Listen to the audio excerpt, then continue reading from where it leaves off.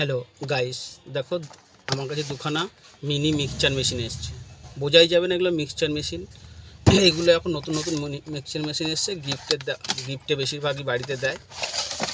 দেখো এগুলো যে কোনো জায়গায় নিয়ে জুসারের জন্য যে কোনো ফল দিয়ে অরেঞ্জ দিলে এগুলো জুসার হয়ে যায়। সেই জন্য এগুলো ওয়াটার বোতলের মতন ইউজ হয়। সবাই এখন বেশিরভাগ জন্মদিনে দেয়, নিয়ে এসে বাড়িতে ফেলে রাখে।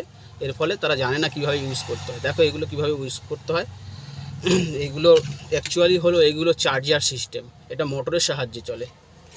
দেখো কীভাবে এর পিছনে কীভাবে চার্জারের সিস্টেম আছে, চার্জ দিলে তবে এগুলো চলবে। চার্জ করে নিয়ে গেলে এরপরে চলবে। দেখো এখানে চার্জার পয়েন্ট আছে, চলে না বলছি দাদা চলছে না, তাহলে আমি কী করবো? এই চার্জারের পয়েন্টটা এইভাবে রবারটাকে এইভাবে তুলে নিয়ে এই যে মোবাইলে যেরকম চার্জ হয় সেরকম এগুলো এখানে চার্জ হবে।